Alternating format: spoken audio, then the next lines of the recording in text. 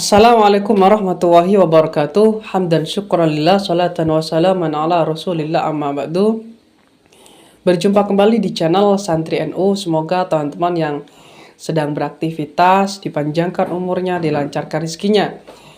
Oke teman-teman, pada kesempatan kali ini saya akan menanggapi salah satu video yang viral, ya bukan viral sih, tapi sering keluar di beranda saya terkait dengan seseorang ustadz, entah siapa ini, ustadz siapa saya tidak tahu. Dia koar-koar ya di TikTok, malah dia itu mengatakan apa ya, ini bid'ah, itu bid'ah, ini bid'ah dan sebagainya, mulai dari tahlilan, yasinan, semuanya, dan maulid nabi juga. Dan dianya itu apa ya, banyak yang berkomentar dari teman-teman saya dan sampai diajak diskusi, namun dianya tidak mau ya. Dia itu koar-koar di TikTok ya, mengatakan itu bid'ah, sesat dan sebagainya. Pada dasarnya dia tidak tahu dan dia tidak sadar akan kesalahannya ya. Saya akan menanggapi satu video, yang mana video ini dia mengatakan jangan bermadhab ya, tapi ikut Al-Quran dan As-Sunnah ya. Seperti apa videonya? Mari kita simak video ini. Mazhabnya apa? Mazhab Imam Syafi'i atau mazhab yang lainnya? Taib, barakallahu fikum. Bahwa kita diperintahkan bukan mengikuti imam mazhab, tapi yang kita diperintahkan oleh Allah Ta'ala dan Rasulnya mengikuti Allah dan Rasul. Coba lihat tuh di dalam Al-Quran, Allah telah menyatakan, wa ma atakumur rasulu fakhudhu, dan apa-apa yang datang dari Rasul maka terimalah, maka ambillah imam mazhab. Karena pendapat itu bukan bagian dari agama. Yang disebut dengan agama itu hanya qala Allah, qala Rasul. Kemudian pemahaman qala Allah, qala Rasul itu lihat bagaimana manhajnya para sahabat. Sebab sahabat ini radhiyallahu anhum wa radu anhu. Allah telah ridho kepada mereka dan mereka pun telah ridho kepada Allah Subhanahu wa taala. Itulah Oke teman-teman tahu sendiri barusan ya videonya, dia bilang tidak boleh ikut madhab ya, tidak ikut madhab tapi ikut Al-Quran dan As-Sunnah ya.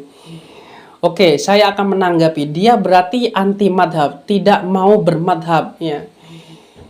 Kalau seandainya dia ingin kembali ke Al-Quran dan As-Sunnah, sedangkan dia mempelajari hadis Bukhari dan Muslim, sedangkan Bukhari Muslim juga, Imam Bukhari, Imam Muslim juga salah satu imam yang bermadhab, sedangkan dia sendiri mengikuti, mempelajari kitab Sahih Muslim dan sebagainya, dia sendiri tidak bermadhab ya.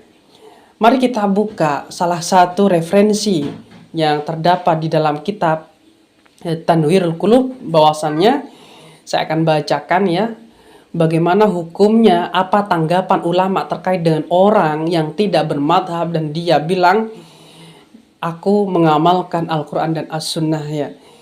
Mari kita simak ya, ibarat berikut ini. Bismillahirrahmanirrahim. Wa man lam yuqallid wahidan ya.